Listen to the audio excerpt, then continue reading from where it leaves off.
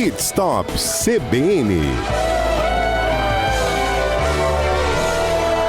Olha, a pedido de vocês, ouvintes, principalmente aqueles que trabalham, com veículos de aplicativo, quais são os modelos hoje vendidos no Brasil que são mais funcionais, elétrico e combustão, para quem trabalha com isso, com transporte de aplicativo? Ricardo foi em busca dessas respostas, né, Ricardo? Bom dia, hein? Bom dia, Fernanda. Bom dia, nossos ouvintes. É verdade. Eu fui procurar um pouquinho mais sobre carros de aplicativo. Hoje o assunto está direcionado para eles, né, Fernanda? Isso. Quem dirige aí o carro de aplicativo todo dia, né? E precisa saber que tipo de carro, né? Eles geralmente procuram carros mais robustos, carros que aguentam o tranco do dia a dia, é o mais importante. E trabalhar com carro como motorista de aplicativo exige um carro, Fernanda, confiável, confortável e econômico. Um carro com um bom espaço para os passageiros e principalmente para as malas ali atrás, que é muito importante. Às vezes o motorista chega, a pessoa está lá em 3, cada um com a mala. Às vezes o carro é muito pequeno, não sei se você já viveu isso, mas às vezes a gente pega um carro de aplicativo e tal, e por distração todo mundo está com a mala, chega aquele carrinho pequeno e tal, e a gente tem que dar um jeito para poder entrar dentro do carro. Mas isso dá tudo aí. certo no final, Não, né? E geralmente até você já tem até uma estratégia, né, de transporte de aplicativo, que você pede os carros que são maiores. Tem como se colocar. Tem isso, facilita muito, isso é muito interessante, né? Agora, eu não posso deixar de falar também da manutenção, né? Que é uma preferência, né, dos carros de aplicativo. A manutenção seja a manutenção simples e barata, uma manutenção fácil. Porque você não pode ter um carro com muita tecnologia, um carro muito complexo, um carro premium, que você pode acabar tendo um problema. Então, nós vamos apresentar, Fernando, da seguinte maneira: os carros a combustão, depois eu vou falar do híbrido e depois a gente vai falar dos elétricos, ok? Ok, vamos embora. Então vamos lá. Primeiro, os carros a combustão, os mais usados, Fernando, e nossos ouvintes aí, principalmente o quadro de hoje sobre os aplicativos aí, esses motoristas que nos atendem, é o Onix, né? O Chevrolet Onix é um dos carros mais vendidos do Brasil, foi um dos carros mais vendidos do Brasil, e ele tem uma presença muito garantida nesse mercado de aplicativos. Ele tem entre-eixos 2,52, que permite um espaço bem interessante ali para os passageiros, quem está também no banco traseiro. Ele tem um porta-mala de 280 litros e atende a maioria das situações aí do dia a dia do carro de aplicativo, né? É um carro que você encontra muito no mercado, é um carro que não tem um alto consumo, ele tem um consumo médio, com motor 1.0, ele faz 13.9 aproximadamente na cidade e 16.7 na estrada. Pessoal, esses aí são os dados do Inmetro, tá? É claro que vai de motorista para motorista, às vezes um carro pode fazer um pouco menos.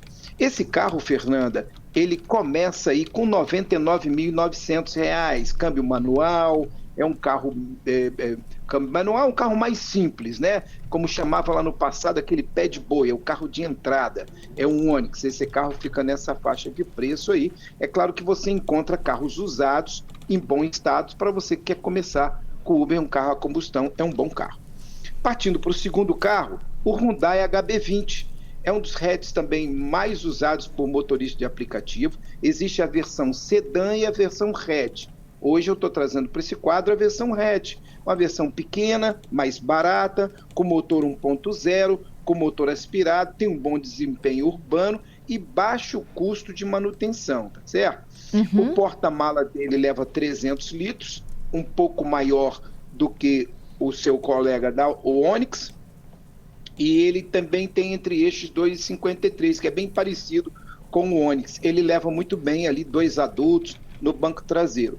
Tem um consumo de 3,3 na cidade, 14,7 média na estrada. Esse veículo está vendendo acima de R$80 mil. É claro que tem promoções, às vezes pode estar um pouquinho acima, às vezes ele não oferece o de entrada, vai para 80 e poucos, enfim. Esse carro gira em torno disso e é um carro também que atende bem os motoristas de aplicativo, o Hyundai HB20, é um carro também muito usado. Esse que eu vou falar agora é um carro mais antigo, é um carro que parou de ser produzido em 2021, que é o Honda Fit. Essa geração foi muito vendida, é um carro que tem a manutenção que ele não é de quebrar, é um carro que tem uma robustez muito boa, e também um conforto muito bom. É uma das melhores opções aí para quem prioriza espaço e versatilidade. Ele também tem entre-eixo 2,53, muito próximo dos outros carros. Ele tem um generoso porta-mala, isto é, ele já vai para 3,63. Ele é um porta-mala maior entre esses três que eu falei.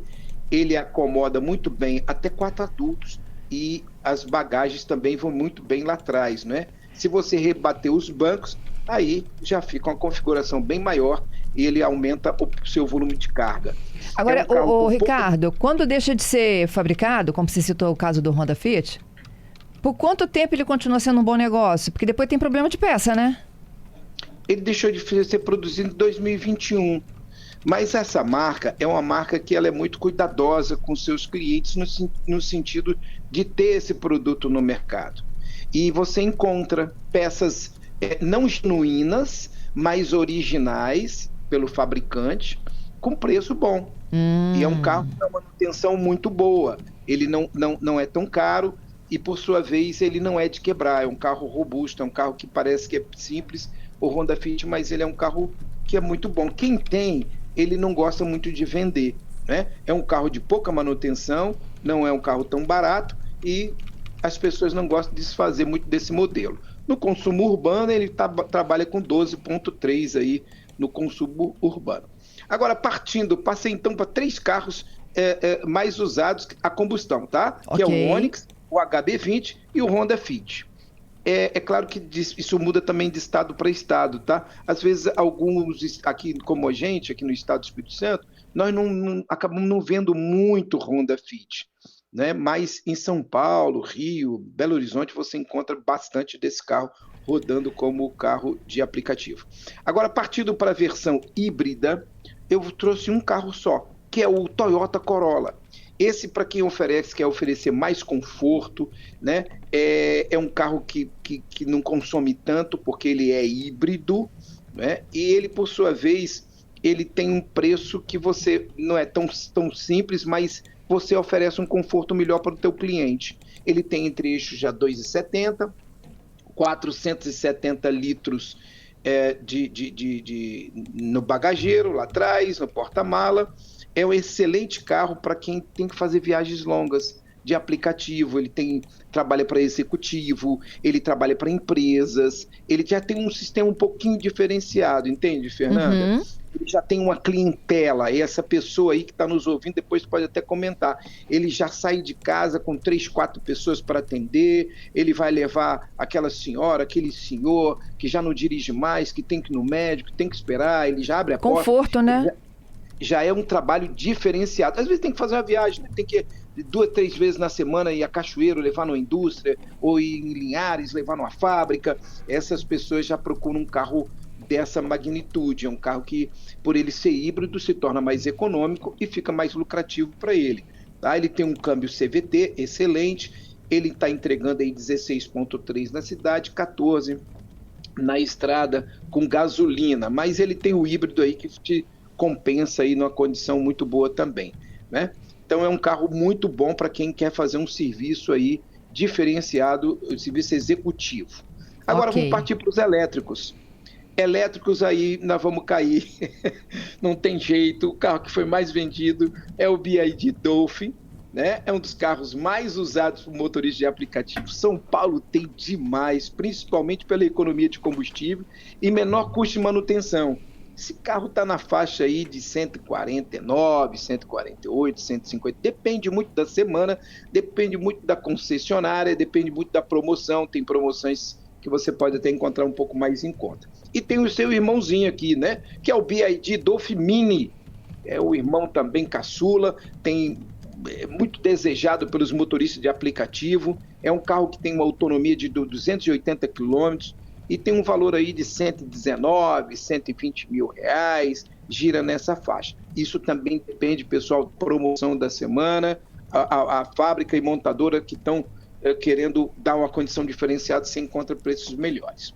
Agora, o que me causou estranheza é que nessa pesquisa que fiz, o terceiro lugar ficou com o Renault Kwid. Engraçado que aqui em Vitória não tem tanto, mas eu tive pesquisando, São Paulo, Rio, Belo Horizonte, tem muito desses carros. O Renault Kwid E-Tech é uma opção compacta, é um carro mais para corridas urbanas, né? Mas também tem pessoas que utilizam muito desse carro para aplicativo, principalmente nesses grandes centros, né? A gente encontra esse tipo de carro. Agora, eu queria trazer para os nossos ouvintes rapidamente as principais vantagens e desvantagens de ter um carro elétrico para essa área aí de aplicativo. Podemos, Fernanda? Podemos, temos várias perguntas também. Vamos lá então, rapidinho. As principais vantagens: economia de combustível, claro, quilômetro rodado até 70% menor custo de manutenção, carro elétrico não tem óleo para trocar, correia, filtros, incentivos e isenções, algumas oferecem PVA gratuito e tal, rodagem silenciosa, é um conforto para quem roda o dia inteiro, e mais sustentável. Tem pessoas que falam, não, eu quero esse carro de aplicativo que eu vou estar ajudando no meio ambiente, então ele escolhe o carro de aplicativo elétrico. Agora, para quem realmente tem um carro elétrico e não é uma boa vantagem, a autonomia é limitada. Então isso é uma desvantagem. Ele tem que parar o carro a cada 200, 300 quilômetros, Fernando, que ele pode estar rodando no dia, ele tem que parar. Para dar uma carguinha. O expediente dele, claro. E aí o que acontece? Ele tem pouca infraestrutura, né? Poucas estações de recarga rápida no lugar que ele está passando. Saindo dos grandes centros, se torna mais difícil essa infraestrutura de recarga. Agora, ele perdeu um tempo ali de 40 minutos a 1 hora. Às vezes ele chega, tem um carro que está acabando a carga, precisa mais de 20 minutos, ele tem que ficar esperando naquele ponto de recarga, ele perdeu de estar rodando, né? Então isso também ele acaba prejudicando o motorista de aplicativo. E por último, o alto custo inicial, que é elevado quando ele tem que comprar esse carro, mas com o passar do tempo ele vai economizando combustível e vai recuperando esse dinheiro aí com o decorrer do tempo na aplicação do trabalho que ele vai fazendo de aplicativo. Uhum. É isso, Fernando. Vamos às perguntas, vamos então? Vamos lá. Adalberto está gerenciando, tem muitas, então vamos rapidinho. Vamos lá. Ouvinte Alexandro. Bom dia, Ricardo. Eu tive 3 carros de aplicativo. Eu tive um X 2014, tive um Honda City 2015 e hoje eu tenho um Honda Fiat 2017. Viu? Muito bom. Muito bom. São carros de aplicativo que ele utilizou e hoje, pelo que eu ouvi que falhou aqui, ele tem um Honda Civic 2017 ou Eu entendi Fit. Fit. o Fit, perfeito. É o carro que a gente falou aqui. Foi bem em cima da nossa conversa. Parabéns. O Gladys está dizendo, Ricardo, não existe mais manutenção barata, e sim aquela que é mais acessível. Gladys, a manutenção, o carro até 50 mil quilômetros, você basicamente não gasta nada. É um jogo de pneu, uma coisinha aqui, olha ali. Agora, depois vai tendo o carro, vai trocando embreagem, quando o carro é a combustão, você tem o sistema de freio maior, um líquido de arrefecimento maior, um sistema maior, vai aumentando com a quilometragem. Mas no primeiro, até os 50 mil quilômetros, a manutenção é bem em conta, bem tranquila. O Vando, ele tem daquela série Tenho Não Vendo Por Nada, tá? Eu tenho um Palio 2006, série 35 anos, todo original. Sou o segundo dono. Meu tanque é de guerra, mas não vendo por nada, hein?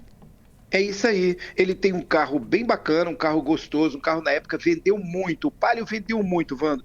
Realmente é um carro, um tanque de guerra, você pode utilizar ele para todo tipo de trabalho no dia a dia, funciona muito bem. Marina, esclarece aí, o que é híbrido e não híbrido? Qual a diferença?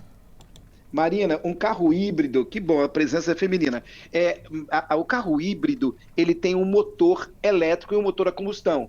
Então, eles vão trabalhando ali, através dos seus módulos, a inteligência dele. Quando você precisa de motor, mais ele funciona o motor a combustão, ele ajuda com o motor híbrido, é um motor elétrico. Então, em alguns casos, numa estrada, no lugar assim, você está tranquilo, ele liga só o híbrido, que é o motor elétrico. Então, ele tem 2 motores, um elétrico e um motor a combustão, ok? Ok, o Neto está dizendo que ele tem um Kwid, tá? É isso aí, Neto. Provavelmente o seu Kwid, em cima do que nós estamos falando, é um Kwid elétrico, é o E-Tech. Interessante. É um carro que não vendeu tanto no estado do Espírito Santo, mas é um carro que nos outros centros você encontra com mais facilidade. Isso, É um o carro Alexandro muito tem um interessante. Honda Fit, assim como outro ouvinte. O Lenaldo disse que nos Estados Unidos praticamente os aplicativos são híbridos por conta da economia, né? Verdade, Lenaldo. Lenaldo é nosso ouvinte aí lá do exterior, lá dos Estados Unidos. Perfeito, Lenaldo. É isso. Chegam mais aqui, mas vamos finalizando então? Vamos finalizando. Então é isso. As pessoas, esses são os carros mais utilizados no dia a dia das pessoas que têm aplicativo. É claro que a tendência, Fernanda, cada vez mais é as pessoas estarem utilizando carros elétricos, principalmente devido à economia. Nós estamos falando aí de uma economia aí por ano muito grande. Então, em 5, 8, 10 anos, 9 anos, dependendo do volume de rodagem, você está tendo um carro quase que de graça. Essa é a conta que acaba fazendo. Olha que curioso, né? A Carmen está dizendo que ela andou num elétrico e deu enjoo. O que acontece? Talvez pelo barulho, pelo silêncio, ficou ali meio mareada, não sei. Vou pedir para ela contar acontece. mais pra gente aí depois. Conta mais pra gente, Carmen, como é que foi a tua experiência aí? Talvez o carro não fez nenhum barulho, manda ligar o som um pouquinho maior aí, para você ficar mais tendo aquela sensação que tem um barulho no carro, senão fica bem silencioso, parece que você está navegando até num navio, assim, bem calminho, mas o carro balança mesmo. Tem pessoas que, inclusive, ficam muito tontas, assim, muito enjoadas no carro. Você sabe disso, né, Fernando? Não tem jeito. É verdade. Obrigada, viu, Ricardo? Até segunda que vem, hein? Eu que agradeço, Alexandro, Gledson, Vando, Marina, Neto, Lenaldo e a Carmen. Obrigado, até semana que vem e um forte abraço.